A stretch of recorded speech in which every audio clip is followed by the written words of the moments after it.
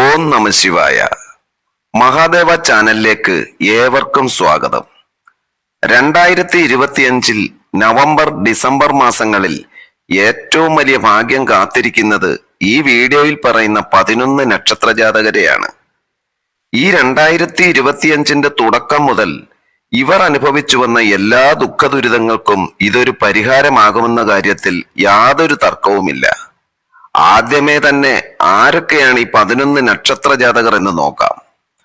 ഒന്നാമത്തെ നക്ഷത്രം എന്ന് പറയുന്നത് ഭരണിയാണ്. രണ്ടാമത്തെ നക്ഷത്രം കാർത്തിക, അടുത്തത് തിരുവാതിര, പൂയം, പൂരം, ഉത്തരം, ചിത്തിര, ചോതി, മൂലം, അവിട്ടം, രേവതി. ഈ നക്ഷത്ര ജാതകരുടെ ജീവിതത്തിൽ ഇവർ ഇനി അനുഭവിക്കാൻ ഒന്നും തന്നെ ബാക്കിയില്ല എന്ന് പറയുന്നതായിരിക്കും ശരി. വലിയ സാമ്പത്തിക പരാധീനതകളാണ് ഇവർക്ക് ഈ കാലയളവിൽ ഉണ്ടായിട്ടുള്ളത്. ഇവർക്ക് ഒരു നേട്ടവും ഇവരുടെ ജീവിതത്തിൽ ഉണ്ടായിട്ടില്ല. ഇനി എന്താണ് ചെയ്യേണ്ടതെന്ന് അറിയാത്ത ഒരവസ്ഥ. നല്ല വിദ്യാഭ്യാസം ഉണ്ടായിട്ടും ഒരു തൊഴിൽ കിട്ടാനുള്ള ബുദ്ധിമുട്ട്. നിലവിൽ തൊഴിൽ ചെയ്യുന്നവർക്കോ കർമ്മ മേഖലയിൽ തൊഴിൽ ചെയ്യാൻ പറ്റാത്ത സാഹചര്യവും അനുഭവിക്കുന്നു. എന്നാൽ കുടുംബത്തിലെങ്കിലും സമാധാനം കിട്ടുമെന്ന് കരുതിയാൽ അതും ഇല്ലാത്ത ഒരു വല്ലാത്ത അവസ്ഥ.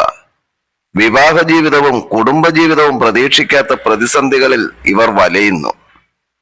മനസാ വാച നിങ്ങൾ അറിയാത്ത കുറ്റം വരെ നിങ്ങളുടെ തലയിൽ ആകുന്ന ഒരവസ്ഥ.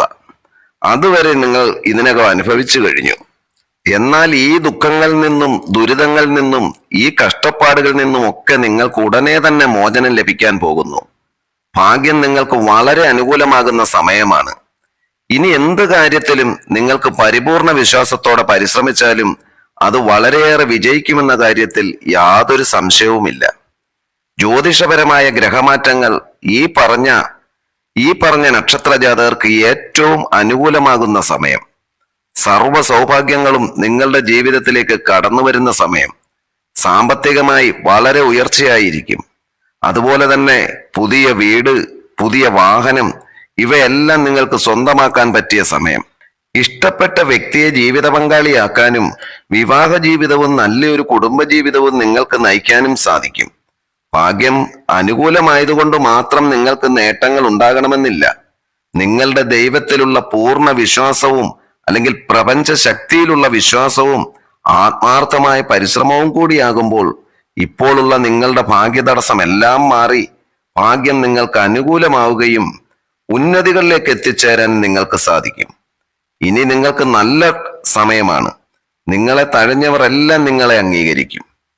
എല്ലാവർക്കും നന്മ മാത്രം വരട്ടെ എന്ന് മഹാദേവനോട് പ്രാർത്ഥിച്ചുകൊണ്ട് നന്ദി, നമസ്കാരം. ഓം നമഃശിവായ.